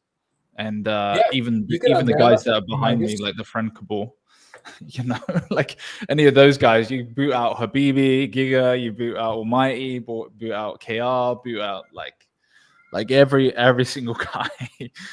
Wait, is this a separate Telegram, the PDI Freedom of Speech Telegram? He's almost implying like this. I don't know, but it's sort of like a moot point for me. I mean, if enough people have pulled liquidity now where it doesn't affect the main core coins, I think that we saw a lot of selling down of Hex and Pulse, maybe because of sentiment, and people attributed that to the exploiter bringing down the whole chain. But I don't think it was actually, Hex or Pulse was going down that much because of the exploits on PDI. So I kind of think like if people want to, spend their money on whatever they want, that's fine. But I'm just not really going to participate in it.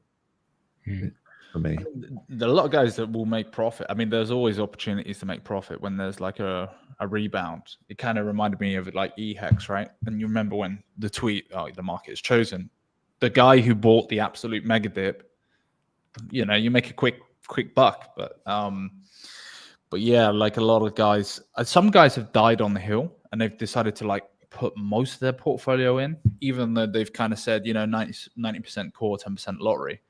And I'm like, why? I even now I'm kind of like, is this emotion? Is this like you've been on a bender for 2 days and you decided to click a few buttons? Like what? Why did you do it? Especially when you see like the biggest shillers of it just completely go away. Now, some people might think that they want to be like that Kitty guy, you know, the guy behind GME. Yeah. Again, though, like why? Because you know that the liquidity is thinning. So even if you're trying to sell your position, let's say you get up to 1 cent or you get up to 2 cents or whatever it is, how are you going to get out? You're closing yourself in a maze. Like, yes, especially with the figures that you're buying in with hundreds of thousands of dollars. It's like you're going to be closed off. Yeah, I agree. I think unless grand would be a problem. Unless you're part of the problem. Unless you are extracting, or you're part of a group that is extracting, and your public wallets are deliberately doing it to keep the narrative going so that you can continue the extraction. That's an uncomfortable conversation no one wants to have. Yeah, I suppose that's a possibility. Like it's non-zero possibility. I don't believe that that's the case. Like with Somi, I think I don't. I don't know why I said Somi. Somi. I'm just talking. Someone, I think some people say Somi, but no, Somi. I think Somi's actually a genuine person. I think he's actually believes in it, but he's so used to being a contrarian that he just literally goes against anything that's, you know, anything that goes down, or the most hated thing. And I kind of understand that. There's some people have that thing where it's like you want to buy the most hated coin from the previous cycle and that way. But I just don't think it's true for all cases. I don't think you can, like, it might be true for some cases, but I don't think you can just literally go against the crowd always and assume that it's going to work out for you. But it might just be ingrained into his personality. He's obviously very much into UFO sort of conspiracy sort of stuff. Maybe this sort of just taps into that conspiracy mindset. That's my guesstimation. I did get him to admit one thing on stream that kind of stuck with me. And that was that he was looking at it as fair value is 25 cents. Like 25 cents is Somi's exit point, right? So like he's not like a true believer, in my opinion, PDI to $1, right? He's looking at like the risk ratios and all that, you know, that kind of trader stuff, and seeing 25 cents as I could get out here, right? So, which means that any of the guys who actually believe it's going to $1 are exit liquidity. Yes. But it got up to all-time high was what, 3 cents? Something like that, yeah. Possibly. Three and a half. So you're talking Well, it's less than a 10x from there, right? Like if it got back to its all-time high, then 10x that, like that's 30 cents. Yeah, but if someone's saying that publicly, like I think I said this last time, you can just half that no offense to Money Gang, but even when he said the 10 million market cap, straight away I said, oh well, call it 9, call it 8, like because you're not going to say the price that you're going to sell at, because someone's going to try and front run you, right? He was under duress. It seemed like a slip. Look, I don't want to sort of dwell on it too much, because I feel like by giving it mind share, we're giving it like credence. Agreed. And maybe we should sort of try and focus on the other things. And plus, because we've got Money Gang here, I thought I wanted to sort of ask your opinion on the sort of macro stuff that's going on at the moment. It looks like you got the US Justice Department might be disbanding their crypto enforcement unit, so the Department of Justice. That's good for people who might have potential fraud cases against them, that sort of stuff. There seems to be a lot going on with the tariffs. Obviously, the market for the last week or so has been hugely volatile. And then I guess is that. So I guess let me just ask you a question then, Money Gang. Do you feel like Trump is playing games with these tariffs because he's trying to get Powell to cut rates and start printing, and because they want to ultimately bring their debt down, either through, inflate the debt away or reprice the debt at a lower interest rate? Or do you think that this is genuinely about, manufacturing and jobs in the US, or is it a bit of both, or what's your sort of thoughts on it? It's a little bit hard, because I agree that he is trying to force the Fed to kind of rate cut quite quickly, but at the same time, I look at, like, for example, the 10-year bonds, right? Or government bonds, like 5-year, 1 year, 2 year, and they've gone up rather than go down. And I'm also like, what is the game plan with China? Like, for example, they pretty much have the monopoly over all of the kind of goods and services, even if they're preparing, if you're trying to build a product, all of the kind of stuff that goes within it, the kind of cogs, as it were, are all owned by China. So it's like, what is the game plan with that? Is this just kind of a bit of a market making, playing this game where these tariff news come out and then the price just tanks? I think personally he's just forcing the Fed, or is trying to force the Fed to rate cut and then refinance at a way cheaper rate. That's my kind of 2 cents on my take on it. But it's just like, is this, whether it's good or bad, I'm just like, I don't know. And a lot of the Americans were like, yeah, no, they're going to come to the table. But China isn't coming to the table, really. They're responding with just as much rate cut, just as much tariff penalties as America is. And they're playing that game. So it's dangerous, a little bit dangerous, but hopefully it solves itself out. We got a little while before we see what the Fed actually does. I think it's May 7th, so 1 month from now, which is a long time. And May 7th, we get the Fed meet up, where I hope we get a rate cut at that point. But yeah, it's certainly, when it comes to crypto, it's certainly concerning because the price is getting manipulated so easily. That's the scary part about it. Is like last week or the week before, it was just insane. The price action to the downside, and everyone's calling for like 60K Bitcoin. It's like, I don't think this is over just yet. Yeah, and so I think there was an emergency meeting with the Fed, and maybe that caused the markets to pause, because they thought, oh, maybe they're going to do an emergency cut, and then obviously they didn't, and then dumped further, and then Trump came out with the 90-day pause thing, which I guess then means that people are going to try and spend the next 90 days exporting as much as possible into the US so that they don't have to pay tariffs after that point. So that might actually stimulate the economy in a sense. I know that there was a lot of gold being moved around from, I think it was the Bank of England into the US, because they were worried about the tariffs. But yeah, and it was interesting to see, like you were saying, that the US government bonds, the yield has just been going through the roof. So this is the 10-year yield, and these things are not meant to be going vertical. Like they're meant to be the most stable thing going around, aren't they? Yeah, it's again, it's just like, I'm wondering what the game plan is. I'm sure he does have a game plan as to what he wants to see play out. I just wonder, like, what is the Fed's reaction? That's going to be the more important question. It's like, what will the Fed actually do? Is Jerome going to go, well, we're not going to deal with this kind of bullying of our system, and we're going to take control, and we're going to let the president know, hey, this is what we're going to do? And what I'd like him to kind of emergency panic and go, right, okay, we're going to do rate cuts for the rest of the year, but because I'm selfish about my bags. But sure, I don't think that's going to happen. Like us all.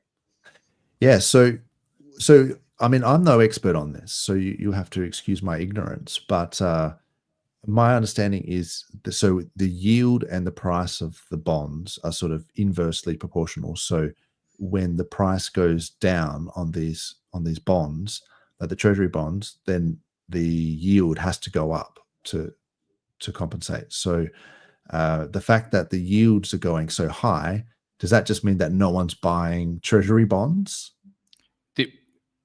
So basically, because the yield is going up, I mean, the government actually wants the yield to go down so that they can when they refinance that 7 trillion debt. So the what it's saying to me is that the tariffs aren't having the effect it's probably should be having. And it's dumping the market and pushing it towards possibly a recession. But won't that force the Fed to then have to buy bonds and in effect increase the money supply? Like, isn't that how they create money anyway, is by buying government bonds? I mean, I would say like yes, but I think that he actually wanted the yield to go down. Right. So the Fed would likely step in to buy. That's what I understand. That's how I understand the it is complicated. Hey, yield. like it's. I mean, I'm not a economist. Got a science background, so it's like you've been a bit of a learning curve this week trying to keep up with all this stuff. But yeah, it's pretty full on. Yeah. I mean, he doesn't want it at the current 10-year yields that it's at the moment. But I don't know. It's going to be interesting for me. It's going to be interesting to see what the Fed does come 7th of May. That's like going to be the most important indicator out of everything. Because it seems like go on. Oh no! Sorry, I don't want to interrupt. I was just saying, it seems like they only have one option, and that's to print, right? Like, what else can they do? Yeah, I mean, typically you would see if the bond prices rises, the yields fall, which would make it cheaper for the US to refinance its debt. Those low yields will then put pressure on the Fed to cut rates. But because the yield is going up, it's like, is it having the like right? It's broken. Like it's not working the way that was intended. Yeah. So the treasury but it could be market I've heard some people say it's a lag. It could be a lagging indicator. Like we could see that the yield drop off a cliff. Again, though, we'll have to see in the next few weeks. That's probably until we. The other thing is as well, what happens when the question is like, okay, he's done this 30-day pause, but what happens after the 30-day pause? Like, are they going to have all the agreements already set, or like, is it just going to be a dump off after that? And a dump, yeah, and then people will front run the dump. I think it's 90 days, but yeah, if people will start selling up to 80 days, right, or 70 days, because they're going to front run the sell the news event. So, or unless it's not a sell the news event because he, closes the deals, right? And there's actually a new framework in place. Everybody's happy. It becomes more bullish instead of less bullish as we get closer to the 90-day time frame. Yeah, so that was my gut feeling from the start, that this is part of the art of the deal and the business sort of tactics, and you put it on the table, and then you can take it away and concede, and then you can get some positive outcomes from it. So I wouldn't be surprised if in this 90-day period there's a lot of negotiations and back channels that go down. I mean, the US dollar is still the reserve currency, of the world. So I don't think I think people, and that they're one of the biggest consumers. So the demand is there. I think they hold a lot of the cards. So, but because China's got a lot of people, there's a lot of mouths to feed, and they need a lot of demand to keep up with their supply. So I feel like at some point, I mean, there might be some, saving face and all this sort of stuff that goes on in the politics, but I think the end result is that people will want to continue the status quo. They will want to, like you say, money gang, cut rates, do some deals with the tariffs behind the scenes, and big money, it can just buy these dips. Really, it's not a huge problem for them, as long as by the end of the year we then start mooning again. Then this will all be forgotten. Like, it'll just be, I feel like if we enter next year or like Christmas or something, and the markets are still trashed, then we're in trouble. Like, well, that was the top, I guess. Yeah, like the 110K top, which would have been probably the worst bull market in the history of crypto, right? Oh. Like no coin market really. Like Solana, even if you're going off of not an R ecosystem, Solana just got above like 280 to 300. It's terrible. It's pretty we had like, I think I said we had alt week. It was like shark week. It wasn't alt season. It was just like 1 week of where it was like, wow, this is almost euphoric. I'm almost thinking about quitting my job. But then like the next week it was over, and I was like, scratch that. Yeah. It's gonna be. I mean, like, I'm hoping that we just get more rate cuts coming up.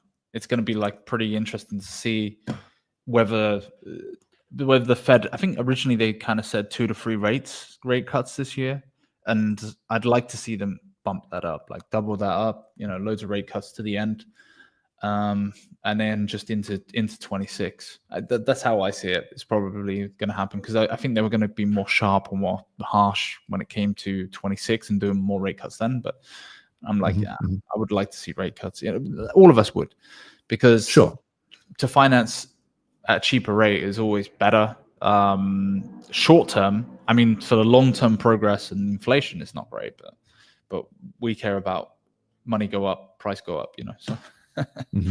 I want boomers to be remortgaging their house to buy my magic internet money. Just exactly. Yeah, rates go down, people can take bigger loans, right? Like interest rates go down, but so then they can ape into crypto. So people feel richer as well. That's the other thing. Like, people feel way richer, and they just buy stupid stuff, really. But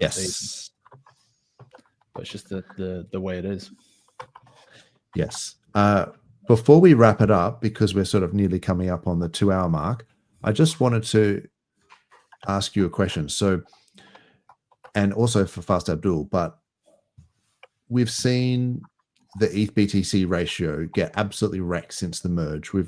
This is well documented, this titanic downtrend, and it looks like it's broken to the downside, right? Now, my theory with this is just basically that Solana has cut Ethereum's lunch. Like, it's literally taken a lot of the dollars that normally would have gone into ETH as the number one alt, and it has just literally gone into Sol. So then looking for an ETH BTC reversal maybe is not the best indicator. Maybe even looking at something like Total 2 versus BTC might be better to see that sort of change in reversing trend. But also just looking at Sol ETH. So Sol ETH has been, like, Sol's obviously been crushing ETH, but then since Sol has gone down from whatever it was, 280 down to almost $110, it's almost like people were sort of saying that Solana is wrecked. Solana is it's over for Solana. But when you compare the Sol ETH ratio, it's still dominating ETH. So I wonder, are we going to see a resurgence of Solana, or do you think that it's going to shift to something else? Because to me, it looks like it's still got legs. I've always had the belief that Sol will probably be up to like $600 to $1,000 this cycle, and that is based off of ETFs coming in, and I think that they're going to bring back a lot of, again, a lot of degens like the quick trade in. I think that they have a very strong social media presence, so the ease, everything like that. So I do think that Solana will still continue to do well, even though people are like, oh, I saw this top signal, I saw this, and I'm like, but you know, a lot of the younger generation just like playing around on Solana. Like they like, I mean, fun. They like all of that stuff. It depends on who you talk to, because some people sort of say, well, ETH is oversold. ETH is the one that's gone down and is the most hated. Therefore, it should do the best turnaround. But in terms of like, if you look at this Sol ETH chart, if it closes above, 0.79, 0.8 ETH per Sol, like it's going to be making new all-time highs against ETH. So, a better way to look at it, I mean, is also look at XRP dominance. So I would actually argue that not only has Solana done very, very well, but XRP has actually done extremely well and started to take over in terms of its dominance. So you look at the dominance of like ETH. ETH is down now to about 7%, 7.3% of the total market cap of crypto, where it would hang around, particularly even in the bear market, it would hang around that 19 to 20% range, anywhere between 13 to 20%. So Solana's certainly gone up. It's now around 2% of the market cap. But XRP has been the interesting one, where it's like XRP has taken a lot of that market dominance so far, market cap dominance so far. It's gone up to like nearly 5%, just under. It's at 4.58%, where it had been in the dumpster down to like 1% in, even as early as like July 2024. So I still would say, like, I think that there will be a turnaround on Ethereum, where the opportunity becomes too good not to shift and move across and make some money off of Ethereum. It's just a case where, like you said, like it's not really that favored right now. There's got to be something that really becomes a catalyst to move it up. Exactly. Like when, like, it's not a question of like if, it's just, do you really want to front run this downtrend? That's like the forever downtrend of ETH BTC, or just wait for it to proper reverse and then just go all in on ETH, because it's been sad to watch. This is the XRP BTC ratio, and that actually looked quite healthy, but it's definitely got some resistance there. The other one I was looking at was, you got SUI versus Sol. Sort of, if you're looking at like a hedge of like Solana or something, then maybe even SUI seems to still be going relatively strong against Sol. But these, I guess, you could pretty much point to any of these. A lot of these are just correlated. Like even if you looked at AVAX, BTC, or any of these, actually that's not looking terribly good. You have to really compare it to BTC to get the true chart, I feel. Yeah, agreed. It's the dominant coin at the moment. And so when ETH starts to pump again, then Pepe, I think, as a meme coin, will also be something worth looking at. But until then, Pepe's been fairly poor. Have you looked at Bitcoin? If Bitcoin was to hit 200K, have you looked at the price based off the ratio right now with ETH, where ETH would be? I think the other day, as in, in terms of ETH BTC, if BTC went to 200K, what would ETH be? Yeah, off the ratios right now. It's a bit bearish. So if you look at, let's have a look. So you're saying break even.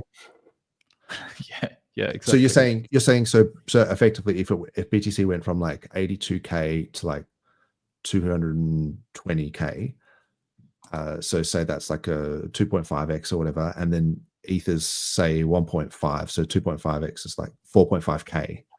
So yeah, that is pretty bearish if you kept those ratios and you just did a 1-to-1 multiple. Yeah, like you say, Richard would break even. It'd be $4,700 E. Damn. All right. Thanks for that. You way to cheer me up going into the weekend, guys. That's but again, I do think that ETH will start to get more of its market cap dominance. It has to. Well, surely it has to outperform BTC at some point this cycle.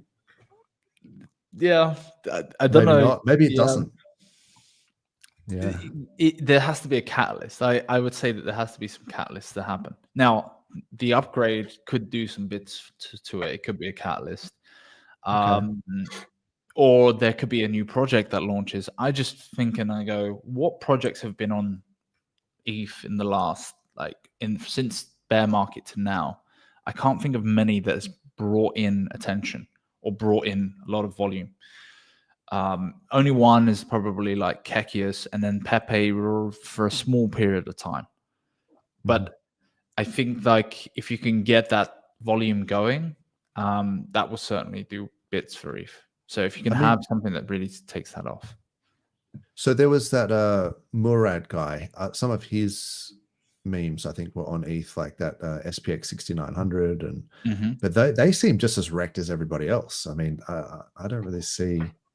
And meme coiners are not really the type of guys to hold like long term. So maybe they'll just go to something new when it we get into the bull cycle, bull run. I think there might just be new meme coins, right? Like his crypto company. What if they launch some sort of real world asset thing or something big, right? Like he's the president of the United States, and he's already launched a meme coin like 2 days before he became the president. And I could see it being a big DeFi stuff, perhaps attached to real world assets or treasury bonds, whatever, on Ethereum, and that being the catalyst. 100%, man. Look, I always thought maybe incorporating staked ETH into the ETFs. The ETH ETFs was going to be huge. So I guess we're still yet to see that. Maybe that will be the thing that will get the the pension funds and that sort of stuff into ETH. And just a final thing, I did the other day when I think ETH went down to like 1,400, it was like 1,380. And I was like, holy crap, like it's getting so cheap now that I just want to start stacking it, even though the charts look terrible. And then I started to notice a lot of comments, people sort of saying, ETH is wrecked, I'm going to wait until it's $900, or I'm going to wait till it's $600 and all this sort of stuff. And I was just like, oh no, that's the exact bottom. When people will start to say shit like that, that's when it's the bottom, because they're like, oh, I'm not going to buy this ridiculous diff that we've just seen. And then now they expect it to be half that tomorrow. And you're just going, oh no, this is the bottom, isn't it? So yeah, just be careful of that out there, peeps. Some of these dips, they don't last forever. But yeah, I'm keen. I'm still keen on RH stuff. And look, when you start to get sub penny hex, for every time it doubles, every time it go up a cent and it's doubling or quadrupling, that's crazy. Like the amount of ROI you get. So, and there might be a lot of people just waiting for it to just come back to above a cent or above 3 cents before they buy in. But the guys that are just reducing their cost basis, I think are just hopefully are going to win in the end. But we shall see. 10 days. Oh, 10 days. So do you think the SEC will drop the case to the 21st? Yeah, I think so. Okay. I mean, I might be wrong on that, but I don't see a reason why they wouldn't. Yeah. I was kind of hoping it was like a dick measuring contest where they were like, oh, are you guys flexing on us because you won the case rather than we dropped the case? Like if that's the nuance that you're flexing on, well, then how about we ask for an extension and then we drop it, so then you can't claim that you won it, but that we dropped it. I was like, are you guys that petty? I was hoping that was what it was. But anyway, we shall see. Yeah. Did you guys have any final thoughts?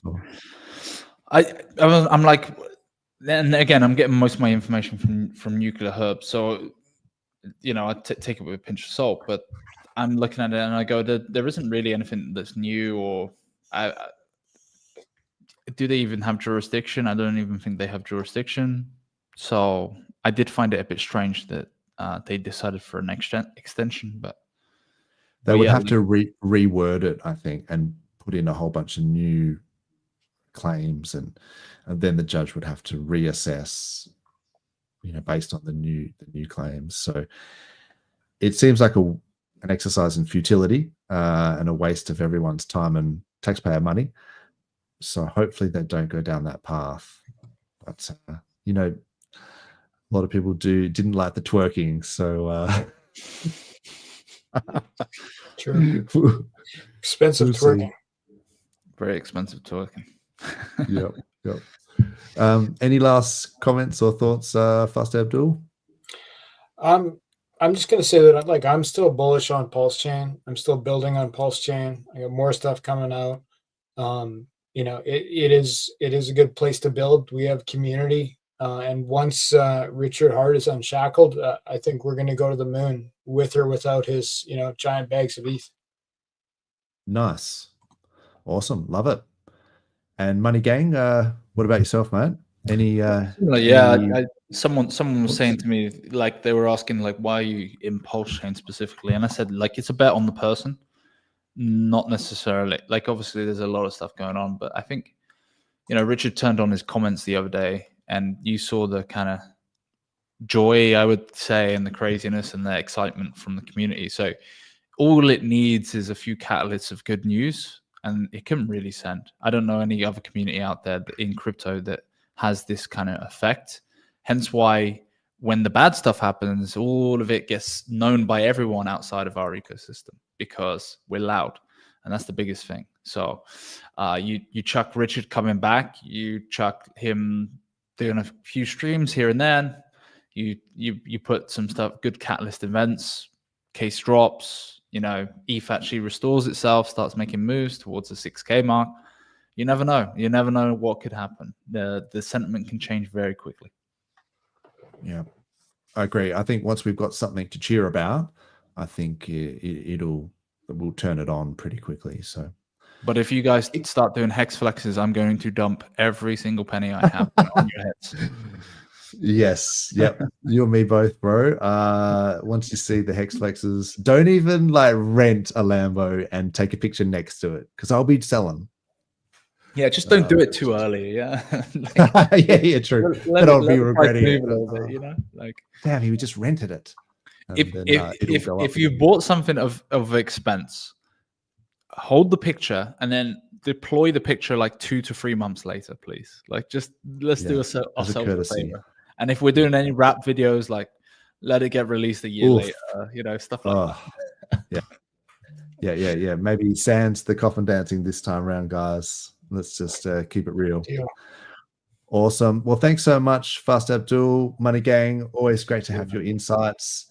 Thanks, of course, True Blue and the chat, and Ross Green. Thanks, everyone. I hope everyone has a good weekend. And we'll see you next time. Appreciate it, man. You bet. Awesome.